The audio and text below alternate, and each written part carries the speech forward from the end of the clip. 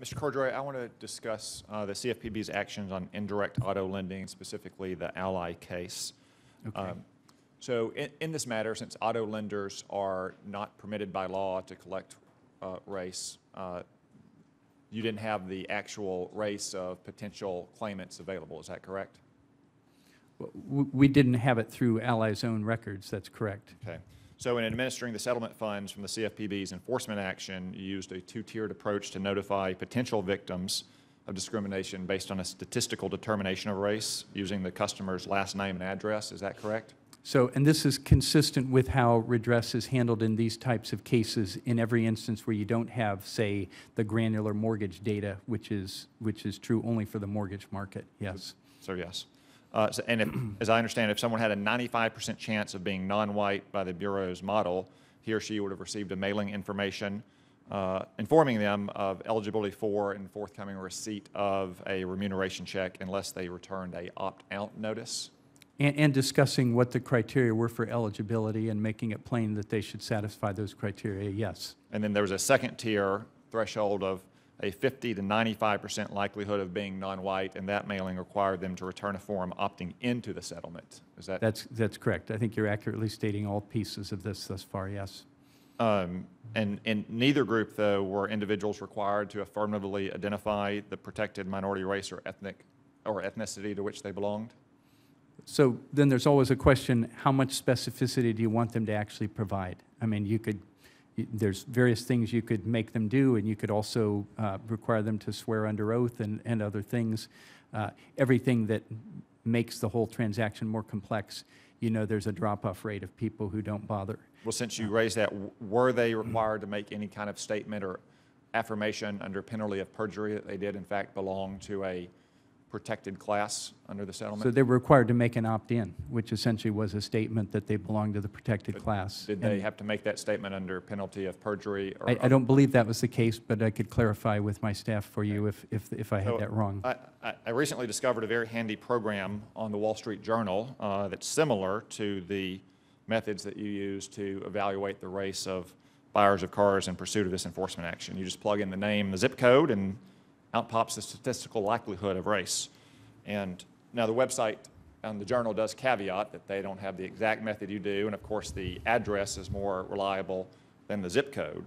But coincidentally, at a hearing on Tuesday, Senator Brown revealed his zip code in Ohio to be 44105. Shockingly, the program says that Senator Brown has an 89% likelihood of being black based on that name and zip code. Senator Shelby turns out to have a 70% probability of being black. Tom Cotton, in the zip code where we sit, has an 88% probability of being black. So, using this example, Senator Brown financed his vehicle through Ally. He fell within the racially guessed threshold you just confirmed, and he had no legitimate business reason existed to discount the APR he was offered. Would the CFPB have sent him a remuneration check? Okay, so let's take those specific examples, and let's also take this back to what we're talking about. In each of those three examples, they would have to affirmatively opt in to receive a check. They would have to state. They would have been in the second tier. They would have to respond and state that they were a minority borrower. I assume that each of you would not do that, and otherwise you're committing fraud. But let's go back here. What we have is we have a discrimination matter against Ally Financial. 325,000 or so consumers were affected.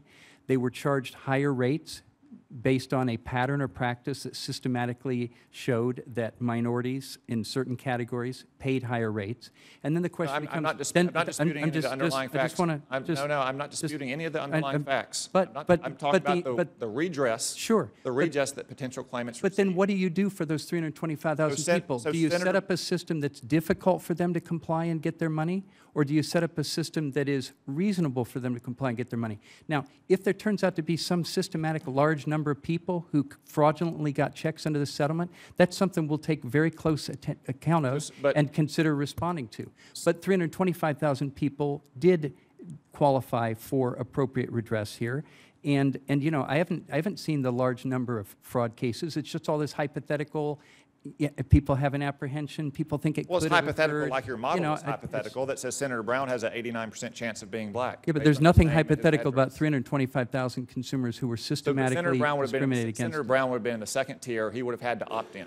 And you would have had to opt in, and Senator Shelby would have had to opt in. I assume you But would he not wouldn't have have done had to so, make or any you would have been you would committing not have had to fraud. make any statement under penalty of perjury or other kind of punishment for making a false statement. So you tell me, would you have committed fraud simply because it didn't say you had to do it under penalty of The perjury? Department of Justice recommend that you require some kind of oath or affirmation under penalty of perjury. We worked with the Justice Department I on didn't ask these if you worked with remedies. them. I asked so if they recommended it. I The don't Department of recall, Justice. and I the don't. Obama Department of Justice suggested that you require what is routinely required on federal forms. So I wouldn't speak to any internal deliberations here. In the end, We don't have to speak to them. We The House agree. Financial Services Committee. we're not produced the doing something documents. differently than the Department of Justice in this case. We're acting together. We're on the same page.